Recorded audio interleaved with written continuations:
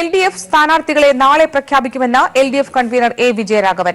March 10 മുതൽ ലോക്സഭാ തെരഞ്ഞെടുപ്പ് കൺവെൻഷനുകൾ ആരംഭിക്കുമെന്നും 20-ന് മുൻപ് തെരഞ്ഞെടുപ്പ് കമ്മിറ്റികൾ രൂപീകരിക്കുമെന്നും വിജയരാഘവൻ. മുന്നണി സംസ്ഥാനത്തെ 20 നിയോജകമണ്ഡലങ്ങളിൽ 16 നിയോജകമണ്ഡലത്തിൽ CPIM സ്ഥാനാർത്ഥികളും 4 മണ്ഡലങ്ങളിൽ CPI സ്ഥാനാർത്ഥികളുമാണ് മത്സരിക്കുന്നത്. ബന്ധപ്പെട്ട പാർട്ടികൾ സ്ഥാനാർത്ഥി നിർണയത്തെ സംബന്ധിച്ചുള്ള ചർച്ചകൾ പൂർത്തീകരിച്ച് പാർട്ടി നേതാക്കൾ സ്ഥാനാർത്ഥികളെ സംബന്ധിച്ചുള്ള പ്രഖ്യാപനം പിന്നീട് നടത്തുന്നതാണ്. ഏകകണ്ഠമായാണ് LDFൽ സീറ്റ് വിഭജനം പൂർത്തിയാക്കിയതെന്ന് കൺവീനർ A. വിജയരാഘവൻ വ്യക്തമാക്കി. LDF സ്ഥാനാർത്ഥികളുടെ പ്രഖ്യാപനം നാളെ നടക്കുമെന്നും വിജയരാഘവൻ അറിയിച്ചു. ഈ മാസം 10 മുതൽ 14 വരെയുള്ള ദിവസങ്ങളിൽ 20 മണ്ഡലം കൺവെൻഷനുകളും പൂർത്തിയാക്കും. 20-നകം തെരഞ്ഞെടുപ്പ് സമിതികൾക്കും രൂപം നൽകും. LDFന് അനുകൂലമായ സാഹചര്യമാണ് സംസ്ഥാനത്ത് നിലനിൽക്കുന്നതെന്നും A. വിജയരാഘവൻ ചൂണ്ടിക്കാട്ടി. മോദി സർക്കാർ അധികാരത്തിൽ നിന്ന് പുറത്തായാൽ ഗവർണർ പദവി പോകുമെന്നതിനാലാണ് കുമ്മനം രാജശേഖരൻ രാജിവെച്ചതെന്നും വിജയരാഘവൻ പറഞ്ഞു. ഇപ്പോൾ ലോക്സഭാ തെരഞ്ഞെടുപ്പിൽ മോദി ഭരണം അവസാനിച്ചാൽ അദ്ദേഹത്തിന്റെ ഗവർണർ പണി പോകും. അത് മുൻകൂട്ടി മനസ്സിലാക്കാനുള്ള ബുദ്ധിവൈഭവമാണ് അദ്ദേഹം പ്രകടിപ്പിച്ചത്. News bureau, Thiruvananthapuram. Kummanam Rajasekharan Mizoram governor സ്ഥാനം രാജിവെച്ചു. രാഷ്ട്രപതി കുമ്മനത്തിന്റെ രാജി അംഗീകരിച്ചു. കുമ്മനം തിരുവനന്തപുരത്തെ BJP സ്ഥാനാർത്ഥിയാകും. രാഷ്ട്രീയത്തിലേക്കുള്ള മടങ്ങിവരവ് താൻ ആഗ്രഹിച്ചിരുന്നുവെന്ന് കുമ്മനം രാജശേഖരൻ പറഞ്ഞു. മിസോറാം ഗവർണർ പദവിയിൽ 1 വർഷം പൂർത്തിയാക്കാൻ 2 മാസം ബാക്കിയുള്ളപ്പോഴാണ് കുമ്മനം രാജശേഖരന്റെ രാജി. രാജിക്കത്ത് സ്വീകരിച്ച രാഷ്ട്രപതി ആസാം ഗവർണർ ജഗദീഷ് മുഖ്തിന് മിസോറാമിന്റെ താൽക്കാലിക ചുമതല നൽകി ഉത്തരവ് പുറത്തിറക്കി. അടുത്ത ദിവസം ദില്ലിയിലെത്തുന്ന കുമ്മനം കേന്ദ്ര നേതാക്കളുമായി ചർച്ച നടത്തിയ ശേഷം കേരളത്തിലെത്തും. തിരുവനന്തപുരത്ത് ലോക്സഭാ സ്ഥാനാർത്ഥിയാകുമെന്നാണ് സൂചന. മുരളീധര കൃഷ്ണദാസ് പക്ഷത്തിന്റെ തമ്മിലടിയെ തുടർന്ന് BJP സ്ഥാനാർത്ഥി നിർണയം പോലും അനിശ്ചിതത്വത്തിലായ കേരളത്തിൽ RSSന്റെ നിർബന്ധത്താലാണ് കുമ്മനം രാജശേഖരനെ മടക്കിക്കൊണ്ടുവരുന്നത്. കുമ്മനത്തിന്റെ മടങ്ങിവരവ് BJP സംസ്ഥാന ഘടകത്തിലെ തർക്കം മൂർച്ഛിക്കാനിടയാക്കും. മുൻ അധ്യക്ഷ നിലയിൽ ഭാരവാഹിത്വത്തിൽ കുമ്മനത്തെ കൂടി ഉൾപ്പെടുത്തേണ്ടി വരും. നിലവിലെ അധ്യക്ഷനായ PS ശ്രീധരൻപിള്ളയ്ക്ക് തെരഞ്ഞെടുപ്പിൽ പാർട്ടിയെ നയിക്കാനാകില്ലെന്ന് RSSും BJP കേന്ദ്ര നേതൃത്വവും കരുതുന്നു. കുമ്മനം തിരിച്ചെത്തുമ്പോൾ ശബരിമല വിഷയത്തിൽ വർഗീയ ധ്രുവീകരണവും RSS ലക്ഷ്യമിടുന്നുണ്ട്. അതേസമയം ഗവർണറായ കുമ്മനത്തെ തെരഞ്ഞെടുപ്പിൽ മത്സരിപ്പിക്കുന്നതിനെതിരെ ദേശീയതലത്തിലും പ്രതിഷേധം ശക്തമാണ്. കർണാടക ഗവർണർ വാജുഭായ് വാല, രാജസ്ഥാൻ ഗവർണർ കല്യാൺ സിംഗ് എന്നിവരും തെരഞ്ഞെടുപ്പിൽ മത്സരിക്കണമെന്ന ആഗ്രഹം കേന്ദ്ര നേതൃത്വത്തെ അറിയിച്ചു. കുമ്മനത്തിന് നൽകിയ അവസരം വേണമെന്നാണ് ഉത്തർപ്രദേശിലെ മുൻ മുഖ്യമന്ത്രി കൂടിയായ കല്യാൺ സിംഗിന്റെ ആവശ്യം. News bureau, Delhi. കുമ്മനത്തിന് തിരിച്ചുവരവ് BJPക്ക് കരുത്തു പകരുമെന്ന് സംസ്ഥാന പ്രസിഡന്റ് PS ശ്രീധരൻപിള്ള. കുമ്മനത്തിന്റെ സ്ഥാനാർത്ഥിത്വം കേന്ദ്ര നേതൃത്വമാണ് തീരുമാനിക്കുക. തിരുവനന്തപുരം കേന്ദ്രമായി കുമ്മനം തെരഞ്ഞെടുപ്പ് രംഗത്തുണ്ടാവുമെന്നും പാർട്ടിയിൽ വിഭാഗീയതയില്ല എന്നും ശ്രീധരൻപിള്ള കോഴിക്കോട് പറഞ്ഞു. പരിചയസമ്പന്നനായ പൊതുജീവിതത്തിൽ ധന്യമായ ഏടുകളുള്ള അദ്ദേഹത്തിന്റെ വരവ് തെരഞ്ഞെടുപ്പ് രംഗത്ത് BJP കൂടുതൽ ശക്തിയും കരുത്തും പകർന്നു നൽകും. അതിനെ കേരള ഘടകം സ്വാഗതം ചെയ്യുന്നു. ഏതായാലും തെരഞ്ഞെടുപ്പ് രംഗത്ത് അദ്ദേഹം സക്രിയമായി സജീവമായി ഉണ്ടാകും. അദ്ദേഹത്തിന്റെ സാന്നിധ്യം തിരുവനന്തപുരം കേന്ദ്രമായി അദ്ദേഹം പ്രവർത്തന രംഗത്തുണ്ടാകും. ഇതാണ് പറയുന്നത്. കേരള കോൺഗ്രസ് എമ്മിൽ സ്ഥാനാർത്ഥി നിർണയ പോര് മുറുകുന്നു. PJ ജോസഫിനെ തഴഞ്ഞ് ജോസ് കെ മാണിയുടെ വിശ്വസ്തനായ സ്റ്റീഫൻ ജോർജ് സ്ഥാനാർത്ഥിയാകുമെന്ന് സൂചന. മത്സരിക്കണം എന്ന ആവശ്യത്തിൽ ഉറച്ച് PJ ജോസഫും. കേരള കോൺഗ്രസിലെ മറ്റ് മുതിർന്ന നേതാക്കളും അസംതൃപ്തരാണ്. കേരള കോൺഗ്രസ് മാണി വിഭാഗത്തിന്റെ കോട്ടയം ലോക്സഭാ സീറ്റിൽ ഏറ്റവും വിശ്വസ്തനായ സ്റ്റീഫൻ ജോർജിനെ സ്ഥാനാർത്ഥിയാക്കാനാണ് ജോസ് കെ മാണിയുടെ തീരുമാനം. ഇതിനു മുന്നോടിയായി കോട്ടയം രൂപതയുടെ കീഴിലുള്ള കൈപ്പുഴ സ്കൂളിലെ അധ്യാപകനായ സ്റ്റീഫൻ ജോർജ് സ്വയം വിരമിക്കാൻ അപേക്ഷ നൽകി. പാർട്ടിയിൽ PJ ജോസഫിനെ പൂർണ്ണമായും ഒതുക്കിയാണ് സ്റ്റീഫൻ ജോർജിന്റെ സ്ഥാനാർത്ഥിത്വം ജോസ് കെ മാണി തീരുമാനിച്ചത്. ഇതോടെ പാർട്ടിയുടെ ചുക്കാൻ തന്റെ കൈകളിലാണെന്ന സൂചനയും ജോസ് കെ മാണി പ്രതിയോഗികൾക്ക് നൽകി. നേരത്തെ മാണി ജോസഫ് ലയനത്തെ ശക്തമായി എതിർത്ത സ്റ്റീഫൻ ജോർജ് കടുത്തുരുത്തിയിൽ മോൻസ് ജോസഫിന്റെ സ്ഥാനാർത്ഥിത്വത്തിൽ പ്രതിഷേധിച്ച് നൽകിയാണ് മാണി കൂടെ നിർത്തിയത്. ജോസ് കെ മാണി നയിച്ച കേരള യാത്രയുടെ മുഖ്യ സംഘാടകനും സ്റ്റീഫൻ ജോർജ് ആയിരുന്നു. ജോസഫ് വിഭാഗം ഇടഞ്ഞു നിൽക്കുന്ന സാഹചര്യത്തിൽ ഏറ്റവും വിശ്വസ്തനായ ആളെ വേണം സ്ഥാനാർത്ഥിയാക്കാനെന്ന KM മാണിയുടെ ഉപദേശത്തെ തുടർന്നാണ് ജോസ് കെ മാണി സ്റ്റീഫൻ ജോർജിനെ സ്ഥാനാർത്ഥിയാക്കാൻ തീരുമാനിച്ചത്. പാർട്ടിയിൽ രണ്ടാം സീറ്റ് വാദമുയർത്തിയ PJ ജോസഫിന്റെ ആവശ്യം കോൺഗ്രസ് അംഗീകരിക്കാത്തതിനെ തുടർന്ന് PJ ജോസഫ് ഇതിൽ നിന്നും പിറകോട്ടു പോയി. പാർട്ടിയുടെ ഏക സീറ്റിൽ മത്സരിക്കാൻ ആഗ്രഹമുണ്ടെന്ന നാണംകെട്ട നിലപാടാണ് PJ ജോസഫ് ഇപ്പോൾ കൈക്കൊള്ളുന്നത്. സീറ്റ് ചർച്ചയൊക്കെ തീർന്നു. നമ്മൾ പാർട്ടി കൂടി സ്ഥാനാർത്ഥി തീരുമാനിക്കും. താല്പര്യമുണ്ട്. ഓക്കെ. ലയനത്തിന് ശേഷം തന്റെ ഒപ്പം നിൽക്കുന്നവർക്ക് വേണ്ടത്ര പ്രാതിനിധ്യം ലഭിക്കുന്നില്ലെന്ന പരാതി ഉയർത്തിയ ജോസഫിനെ തന്നെ അപ്രസക്തനാക്കിയാണ് ജോസ് കെ മാണി സ്ഥാനാർത്ഥിയെ നിശ്ചയിച്ച് പാർട്ടിയിലെ തന്റെ പ്രമാണിത്വം വ്യക്തമാക്കിയത്. News bureau, Thiruvananthapuram. Congress league ഉഭയകക്ഷി ചർച്ച പരാജയം. ലീഗിന് മൂന്നാം സീറ്റ് നൽകാനാകില്ലെന്ന നിലപാടിൽ ഉറച്ച കോൺഗ്രസ് തുടർ നടപടികൾ ആലോചിക്കാനാണ് നാളെ പാണക്കാട് ലീഗ് യോഗം ചേരുന്നത്. നാളത്തെ യോഗത്തിലെ വിശദമായ ചർച്ചകൾക്ക് ശേഷം ലീഗ് തീരുമാനം അറിയിക്കും. ലീഗ് കോൺഗ്രസ് മൂന്നാം ഘട്ട ചർച്ചയും പരാജയപ്പെട്ടു. മൂന്നാം സീറ്റ് എന്ന ലീഗിന്റെ ആവശ്യത്തെ കോൺഗ്രസ് പാടെ തള്ളുകയായിരുന്നു. യോഗശേഷം ചെന്നിത്തലയും കോൺഗ്രസ് നേതൃത്വവും PK കുഞ്ഞാലിക്കുട്ടിയും ലീഗ് നേതാക്കളും പ്രത്യേകമായാണ് മാധ്യമപ്രവർത്തകരെ കണ്ടത്. മുസ്ലിം ലീഗിനോട് പറയാനുള്ളത് പറഞ്ഞു എന്നായിരുന്നു ചെന്നിത്തലയുടെ മറുപടി. നാളെ പാണക്കാട് ലീഗിന്റെ യോഗം ചേരുന്നുണ്ട്. ആ യോഗത്തിൽ വെച്ച് അതിനകത്ത് അവരൊരു അന്തിമ തീരുമാനമെടുക്കും എന്നാണ് അവർ പറഞ്ഞിട്ടുള്ളത്. ഞങ്ങൾക്ക് പറയാനുള്ള കാര്യങ്ങളെല്ലാം അവരോട് പറഞ്ഞിട്ടുണ്ട്. നാളെ പാണക്കാട് ചേരുന്ന മുസ്ലിം ലീഗ് പ്രവർത്തക സമിതിയിൽ വിശദമായ ചർച്ച നടക്കുമെന്നും അതിനുശേഷം തീരുമാനം അറിയിക്കാമെന്നുമാണ് PK കുഞ്ഞാലിക്കുട്ടി പറഞ്ഞത്. തങ്ങൾക്കുള്ള അസംതൃപ്തി തങ്ങൾ പറയില്ലല്ലോ എന്നും PK കുഞ്ഞാലിക്കുട്ടി മാധ്യമപ്രവർത്തകരോട് പറഞ്ഞു. ചർച്ച സന്തോഷത്തിൽ അല്ലാതെ ഞങ്ങൾ പിണങ്ങി പിരിഞ്ഞാന്ന് ഞാൻ പറയും അതല്ല. കാരണം പാർട്ടി കമ്മിറ്റിയിൽ ചർച്ച ചെയ്താൽ മാത്രമേ ഇത് പാർട്ടിക്ക് സ്വീകാര്യമാണോ അല്ലേ എന്ന് പറയാൻ പറ്റുള്ളൂ. വർക്ക് കമ്മിറ്റി എന്ന് പറഞ്ഞാൽ വിശദമായി ചർച്ച ചെയ്യുന്ന ബോഡിയാണ്. വർക്ക് കമ്മിറ്റി നാളെ അഖിലേന്ത്യാ പ്രസിഡന്റും കൂടി പങ്കെടുക്കുന്നുണ്ട്. അതേസമയം കേരള കോൺഗ്രസിന് 2 സീറ്റ് നൽകാൻ UDF തയ്യാറായാൽ ലീഗിനത് ആത്മാഭിമാന പ്രശ്നമാകും. കഴിഞ്ഞ ദിവസം ചേർന്ന യൂത്ത് ലീഗ് സംസ്ഥാന ക്യാമ്പിൽ മൂന്നാം സീറ്റ് ആവശ്യപ്പെടണമെന്ന വാദം ശക്തമായിരുന്നു. ലീഗ് നേതാക്കളെ ഇത് കുറച്ചൊന്നുമല്ല വലയ്ക്കുന്നത്. മറ്റവസരങ്ങൾ എന്ന കോൺഗ്രസ് നിലപാട് പ്രവർത്തക സമിതിയിൽ PK കുഞ്ഞാലിക്കുട്ടി അവതരിപ്പിച്ചേക്കും. ഇനിയൊരു ഉഭയകക്ഷി ചർച്ച ഇല്ലാത്ത സാഹചര്യത്തിൽ ലീഗിന് ഇത്തരം ഉപാധികളിൽ ഒതുങ്ങേണ്ടി വരുമെന്നാണ് സൂചന. PV ജോഷില, ന്യൂസ് ബ്യൂറോ, കോഴിക്കോട്. ഇടതുമുന്നണിക്ക് പൂർണ്ണ പിന്തുണയുമായി JDS യോഗം സമാപിച്ചു. ഫാസിസ്റ്റ് ശക്തികൾ അധികാരത്തിൽ വരാതിരിക്കാൻ ഇടതുമുന്നണിക്ക് പൂർണ്ണ പിന്തുണയെന്ന മന്ത്രി K കൃഷ്ണൻകുട്ടി. സീറ്റ് ലഭിക്കാത്തതിലുള്ള പ്രതിഷേധം ഇടതുമുന്നണിയെ അറിയിച്ചിട്ടുണ്ടെന്നും സംസ്ഥാന പ്രസിഡന്റ് K കൃഷ്ണൻകുട്ടി യോഗത്തിന് ശേഷം മാധ്യമങ്ങളോട് പ്രതികരിച്ചു. ഇടതുപക്ഷ ജനാധിപത്യ മുന്നണി യോഗത്തിൽ ജനതാദളിന്റെ സീറ്റ് നിഷേധിച്ചതിനെ കുറിച്ചുള്ള അഭിപ്രായം അവിടെ കൃത്യമായി പറഞ്ഞു, ഇവിടെ ആവർത്തിക്കുന്നില്ല. പക്ഷേ എന്നാലിപ്പോൾ ഫാസിസ്റ്റ് ശക്തികൾ ഇവിടെ അധികാരത്തിൽ വരാതിരിക്കാൻ ഞങ്ങളെ ഇടതുപക്ഷ ജനാധിപത്യ മുന്നണിയെ പിന്താങ്ങാനും അതിനുവേണ്ടി പ്രവർത്തിക്കാനുമാണ് ഇന്നത്തെ കമ്മിറ്റി തീരുമാനിച്ചത്. കഴിഞ്ഞല്ലോ എല്ലാവരുടെയും യോജിച്ച് എല്ലാം ബോധ്യപ്പെടുത്തിയിട്ട് എന്നെ വളരെ ദീർഘം അവർക്ക് വിഷമം പ്രയാസമൊക്കെ ഉണ്ട്. പക്ഷെ എന്നാലും ഇപ്പോൾ ഫാസിസ്റ്റ് ശക്തികൾ അധികാരത്തിൽ വരാതിരിക്കാൻ വേണ്ടി ഇടതുപക്ഷ ജനാധിപത്യ മുന്നണിയെ ശക്തിപ്പെടുത്താനും അതിനുവേണ്ടി പ്രവർത്തിക്കാനും 20 മണ്ഡലങ്ങളിലും നമ്മുടെ പാർട്ടി പ്രവർത്തകന്മാർ ശക്തിയായി ഇടതുപക്ഷ ജനാധിപത്യ മുന്നണിയുടെ വിജയത്തിന് വേണ്ടി പ്രവർത്തിക്കും. രാജ്യം ഭരിക്കുന്ന ഗവൺമെന്റിന്റെ കയ്യിൽ ഇന്ത്യയുടെ സുരക്ഷയും സ്വാതന്ത്ര്യവും അപകടത്തിലാണെന്ന് S രാമചന്ദ്രൻ പിള്ള. പ്രധാനമന്ത്രി നേരിട്ട് അഴിമതിയുടെ ഉത്തരവാദിയായി മാറിയെന്നും SRP പീപ്പിൾ TVയുടെ അന്യോന്യം അഭിമുഖ പരിപാടിയിൽ പറഞ്ഞു.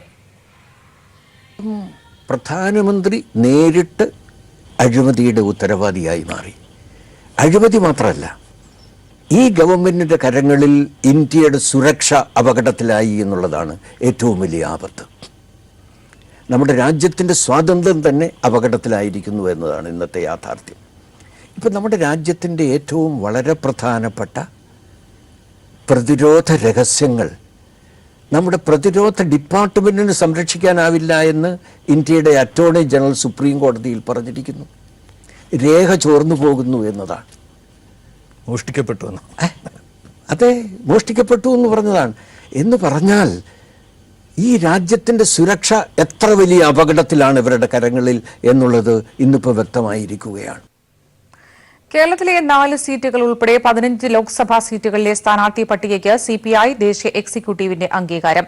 കേരളത്തിലെ 4 സീറ്റുകളിൽ സംസ്ഥാന കമ്മിറ്റി നൽകിയ പട്ടിക അതേപോലെ അംഗീകരിച്ചു. ഭരണഘടനാ പദവികളോടുള്ള ബിജെപിയുടെ അനാദരവ് വീണ്ടും തെളിയിക്കുന്നതാണ് കുമ്മനത്തിന്റെ രാജിയെന്ന് ഡി രാജ പറഞ്ഞു. ബി.ജെ.പി. സർക്കാരിനെ താഴെയിറക്കാൻ വിവിധ സംസ്ഥാനങ്ങളിൽ മതേതര പാർട്ടികളുമായി സഖ്യം. അത് സാധ്യമാകാത്ത ഇടങ്ങളിൽ ഇടതുമുന്നണിയായി മത്സരിക്കാനുമാണ് സിപിഐ തീരുമാനം. 15 സീറ്റുകളിലെ ആദ്യഘട്ട സ്ഥാനാർത്ഥി പട്ടികയ്ക്കും ദേശീയ എക്സിക്യൂട്ടീവ് അംഗീകാരം നൽകി. കേരളത്തിലെ 4 സീറ്റുകളിലേക്ക് സംസ്ഥാന കമ്മിറ്റി നൽകിയ പട്ടിക ദേശീയ എക്സിക്യൂട്ടീവ് അതേപോലെ അംഗീകരിച്ചു. Chittayam Gopakumar Mavelikkara, C Divakaran from Thiruvananthapuram parliament constituency, Rajaji Mathew Thomas from Thrissur, P Suneer Wayanad. 23 സംസ്ഥാനങ്ങളിലായി 53 സീറ്റുകളിൽ മത്സരിക്കാനാണ് ആലോചന. ബീഹാറിൽ ആർജെഡിയുമായി ചർച്ചകൾ തുടരുന്ന സാഹചര്യത്തിൽ ബെഗുസരായ് മണ്ഡലത്തിൽ നിന്നുള്ള കന്നയ്യകുമാറിന്റെ സ്ഥാനാർത്ഥിത്വത്തിൽ എക്സിക്യൂട്ടീവ് അന്തിമ തീരുമാനമെടുത്തില്ല. ബംഗാളിൽ കോൺഗ്രസുമായി ചേർന്ന് പ്രചരണമുണ്ടാവില്ലെന്നും CPI general secretary Sudhakar Reddy വ്യക്തമാക്കി. ഭരണഘടനാ പദവികളോടുള്ള ബിജെപിയുടെ അനാദരവ് വീണ്ടും തെളിയിക്കുന്നതാണ് കുമ്മനത്തിന്റെ രാജി. ഇതിന് കേരളത്തിലെ ജനങ്ങൾ മറുപടി നൽകുമെന്ന് സിപിഐ നേതാവ് ഡി രാജയും പറഞ്ഞു. This is how the Modi government treats governors officers. I hope the people of Kerala will understand this and they will give fitting lesson to BJP. News bureau, Delhi. Wayanad ലക്കിടിയിൽ ഏറ്റുമുട്ടലിൽ മരിച്ച മാവോയിസ്റ്റ് നേതാവ് CP ജലീലിന്റെ മൃതദേഹം പോസ്റ്റ്മോർട്ടത്തിന് ശേഷം ബന്ധുക്കൾക്ക് വിട്ടു നൽകി.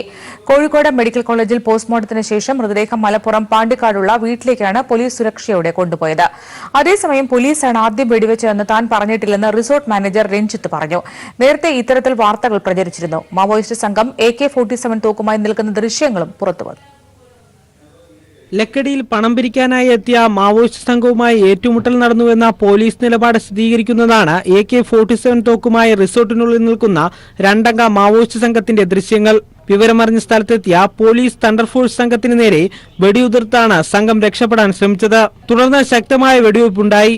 ഈ ഏറ്റുമുട്ടലിലാണ് CP ജലീൽ എന്ന മാവോയിസ്റ്റ് കൊല്ലപ്പെട്ടത്. അതേസമയം നേരത്തെ തന്റേതെന്ന പേരിൽ വന്ന മാധ്യമവാർത്തകൾ റിസോർട്ട് മാനേജർ നിഷേധിച്ചു. പോലീസാണ് ആദ്യം വെടിവെച്ചതെന്ന് താൻ പറഞ്ഞിട്ടില്ലെന്ന് അദ്ദേഹം വ്യക്തമാക്കി. കഴിഞ്ഞ ദിവസം ഞാൻ പറഞ്ഞത് പോലീസ് വന്നതിന് ശേഷമാണ് വെടിവെപ്പ് ഉണ്ടായത് എന്നാണ്. അല്ലാണ്ട് പോലീസ് ആണ് ആദ്യം വെടിവെച്ചതെന്ന് ഞാൻ ഒരിക്കലും പറഞ്ഞിട്ടുമില്ല, ഞാനത് ഉദ്ദേശിച്ചിട്ടുമില്ല. കാരണം ഇവിടെ ഉണ്ടായിരുന്ന ആളുകൾ ഓൾറെഡി പറഞ്ഞതാണ് ആദ്യം വെടിവെച്ചത് മാവോയിസ്റ്റ് ആണ് എന്നാണ്. കാരണം ഞാൻ ഈ സംഭവം നടക്കുമ്പോൾ ഞാൻ ഈ റിസോർട്ടിൻ്റെ അകത്തില്ല, ഇവിടുന്ന് കുറച്ച് ദൂരെയായിട്ട് എൻ്റെ വീട്ടിലായിരുന്നു ഞാൻ ഉണ്ടായിരുന്നത്. അപ്പം ഞാൻ പറയാത്ത കാര്യം ചില മാധ്യമങ്ങൾ വളച്ചൊടിച്ച് ഞാൻ അങ്ങനെ പോലീസാണ് ആദ്യം വെടിവെച്ചത് എന്ന് ഞാൻ പറഞ്ഞതായിട്ട് പ്രചരിപ്പിക്കുന്നുണ്ട്. അത് വളരെ വേദനാജനകമായ ഒരു കാര്യമാണ്. മാവോയിസ്റ്റ് നേതാവ് CP ജലീലിന്റെ മൃതദേഹം ഏറ്റുവാങ്ങാൻ സഹോദരങ്ങളും ബന്ധുക്കളും കോഴിക്കോട് മെഡിക്കൽ കോളേജിൽ എത്തിയിരുന്നു. ഏറ്റുമുട്ടലിൽ പരിക്കേറ്റുവെന്ന് സംശയിക്കുന്ന 2 അംഗ സംഘത്തിലെ ഒരാൾക്ക് വേണ്ടിയും പ്രദേശത്തെ വനമേഖലകളിൽ കൂടുതൽ പേർ തമ്പടിച്ചിട്ടുണ്ടാകാമെന്ന വിവരത്തിന്റെ അടിസ്ഥാനത്തിലും ലക്കടിയിൽ ഇപ്പോഴും പോലീസ് തിരച്ചിൽ തുടരുകയാണ്. News bureau, Wayanad. പ്രായപൂർത്തിയാകാത്ത പെൺകുട്ടിയെ പീഡിപ്പിച്ച കേസിൽ മുൻ ഇമാം ഷഫീഖ് അൽ ഖാസിമി കുറ്റം സമ്മതിച്ചു. പെൺകുട്ടിയുടെ കുടുംബവുമായി ഉണ്ടായിരുന്ന ബന്ധം മറയാക്കിയായിരുന്നു പീഡനമെന്നും 1 മാസത്തോളം ദക്ഷിണേന്ത്യയിലെ വിവിധയിടങ്ങളിൽ ഒളിവിൽ കഴിഞ്ഞുവെന്നും പ്രതി പോലീസിനോട് പറഞ്ഞു. പ്രതിയെ 14 ദിവസത്തേക്ക് റിമാൻഡ് ചെയ്തു. അതേസമയം ഇരയായ പെൺകുട്ടിയെ മാതാവിനൊപ്പം വിടാൻ ഹൈക്കോടതിയുടെ അനുമതി. പെൺകുട്ടി ജില്ലാ ശിശുക്ഷേമ ഓഫീസറുടെ നിരീക്ഷണത്തിലായിരിക്കണമെന്നും കോടതി പറഞ്ഞു. 1 മാസത്തിനിടയിൽ ഇമാം വേഷം മാറി സഞ്ചരിച്ചത് 16 ഇടങ്ങളിൽ. പക്ഷേ ഫലം കണ്ടില്ല. ഒടുവിൽ പോലീസിന്റെ പിടിയിലാവുകയായിരുന്നു. സംഭവം നടന്ന ദിവസം സ്കൂളിൽ നിന്ന് വരുന്ന വഴി വീട്ടിലെത്തിക്കാമെന്ന് പറഞ്ഞ കാറിൽ വനത്തിനുള്ളിലെത്തിച്ച പെൺകുട്ടിയെ പീഡിപ്പിച്ചുവെന്ന ചോദ്യം ചെയ്യലിൽ പ്രതി പോലീസിനോട് സമ്മതിച്ചു. കുടുംബവുമായി അടുത്ത പരിചയമുണ്ടായിരുന്നതിനാൽ പെൺകുട്ടിക്ക് സംശയം തോന്നിയില്ലെന്നും ഷഫീഖ് അൽ ഖാസ്മി പോലീസിനോട് പറഞ്ഞു. വിശാഖപട്ടണം, കോയമ്പത്തൂർ, ഊട്ടി, മധുര എന്നിവിടങ്ങളിൽ ഇയാൾ മാറി മാറി ഒളിവിൽ താമസിച്ചു. സംഭവത്തിന് ശേഷം എറണാകുളത്തേക്ക് പോയ ഇമാം വേഷം മാറി റെന്റേ കാറിലാണ് സംസ്ഥാനം വിട്ടത്. ഇന്നലെ ഞങ്ങൾക്ക് ഏകദേശം വെളുപ്പിനെ ഒരു മധുരയ്ക്കടുത്തുള്ള ഒരു സ്ഥലത്ത് വെച്ചിട്ട് ഒരു ലോഡ്ജിൽ ഉണ്ട് എന്ന് വരും കുട്ടിയും ഈ കാർ നമ്പർ ഞങ്ങൾക്ക് മുമ്പേ കിട്ടിയിരുന്നു. ആ കാർ നമ്പറും ഈ ലോഡ്ജിന് മുമ്പിൽ കിടക്കുന്നുണ്ട് എന്ന് ഞങ്ങൾക്ക് വെളുപ്പിനെ തന്നെ മനസ്സിലായി. അതിന്റെ അടിസ്ഥാനത്തിലാണ് ഞങ്ങളുടെ പ്രത്യേക അന്വേഷണ സംഘം അവിടെ എത്തിയിട്ട് ഇയാളെ പ്രതിയിൽ കസ്റ്റഡിയിലെടുക്കാൻ ഇന്നലെ ഞങ്ങൾക്ക് കഴിഞ്ഞത്. ഷഫീഖ് അൽ ഖാസിമിയെ നെടുമങ്ങാട് ഗവൺമെന്റ് ഹോസ്പിറ്റലിൽ എത്തിച്ച് വൈദ്യപരിശോധന നടത്തി. കേസിന്റെ തുടക്കത്തിൽ ഇമാമിന് ഒരു രാഷ്ട്രീയ പാർട്ടിയുടെ സഹായം ലഭിച്ചുവെന്നും പിന്നീട് കേസിന്റെ ഗൌരവം മനസ്സിലാക്കിയതോടെ സഹായം നൽകുന്നത് രാഷ്ട്രീയ പാർട്ടി അവസാനിപ്പിച്ചുവെന്നും പോലീസ് അറിയിച്ചു. SDPI ഇമാമിനെ സഹായിച്ചുവെന്ന നേരത്തെ തന്നെ ആരോപണമുണ്ടായിരുന്നു.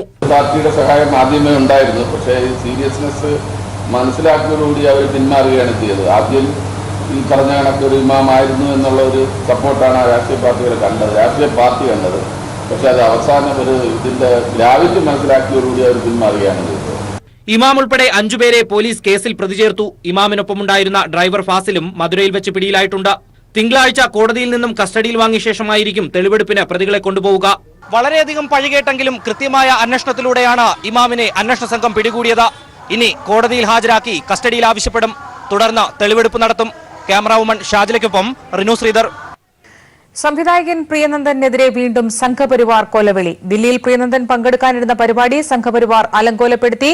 ദില്ലിയിൽ കാലുകുത്താൻ അനുവദിക്കില്ലെന്നും ഭീഷണി. വിവരങ്ങളുമായി ശരത് ചേരുന്നു. ശരത്, എപ്പോഴായിരുന്നു സംഭവം? എന്തായിരുന്നു പരിപാടി? ഇപ്പോൾ പ്രിയനന്ദൻ എവിടെയാണുള്ളത്? അശ്വതി, സംവിധായകനായ പ്രിയനന്ദനെതിരായ സംഘപരിവാർ ആക്രമണം തുടരുന്നു എന്ന് വ്യക്തമാക്കുന്നതാണ് ഇന്ന് ദില്ലിയിൽ നടന്ന സംഭവം. പ്രിയനന്ദൻ ദില്ലിയിലെ കേരള ക്ലബിന്റെ ഒരു ചലച്ചിത്ര ചർച്ചയിൽ പങ്കെടുക്കാൻ വേണ്ടി തീരുമാനിച്ചിരുന്നു. ആ ചർച്ചയിൽ പങ്കെടുക്കുന്നതിന്റെ ഭാഗമായി ആദ്യഘട്ടത്തിൽ ചില സംഘാടകർ ചില റിമാർക്കുകളൊക്കെ തന്നെ നടത്തിയിരുന്നു. അദ്ദേഹത്തിന്റെ സിനിമകളെ കുറിച്ചും അതുപോലെ തന്നെ അദ്ദേഹത്തിന്റെ വ്യക്തിത്വത്തെ കുറിച്ചും ഒക്കെ തന്നെ.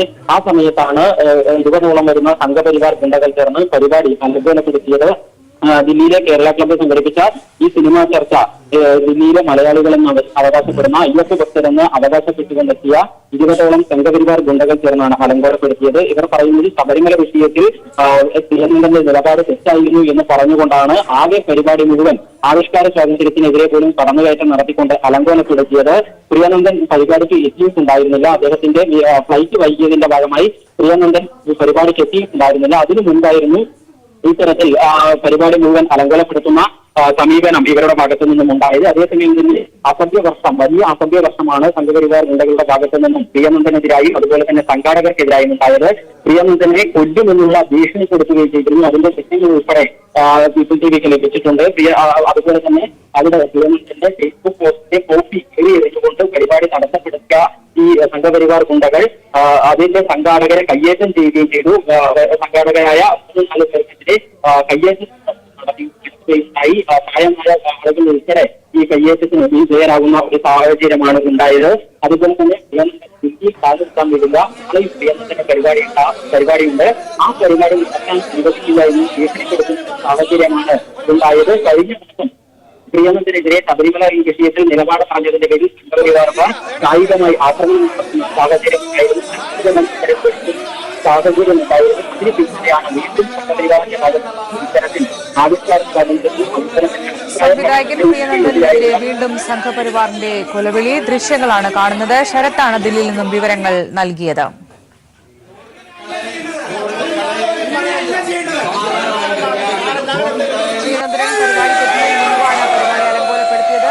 പ്രിയനന്ദനെതിരെ കൊലവിളി മുഴക്കി. ഇനി ദില്ലിയിൽ ഈ പരിപാടി നടത്താൻ അനുവദിക്കില്ല എന്നും സംഘപരിവാറിന്റെ ആക്രോശം.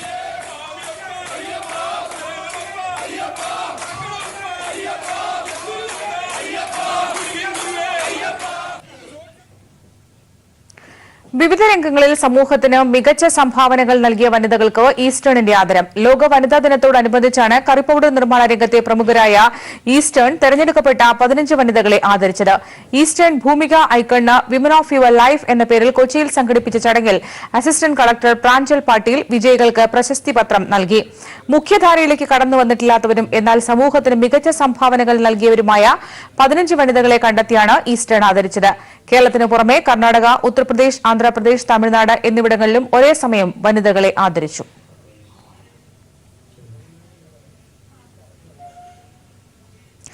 ക്യൂബിക്സ് ഗ്രൂപ്പ് ഓഫ് കമ്പനീസ് അവരുടെ ഏറ്റവും പുതിയ ഫാഷൻ പാദരക്ഷകളുടെ വിപുലമായ ശ്രേണിയുമായി പച്ചപ്പൈ ഡിസൈനർ ഫുട്വെയർ ബ്രാൻഡ് കോഴിക്കോട് കടവ് റിസോർട്ടിൽ വെച്ച് നടന്ന ചടങ്ങിൽ ലോഞ്ച് ചെയ്തു.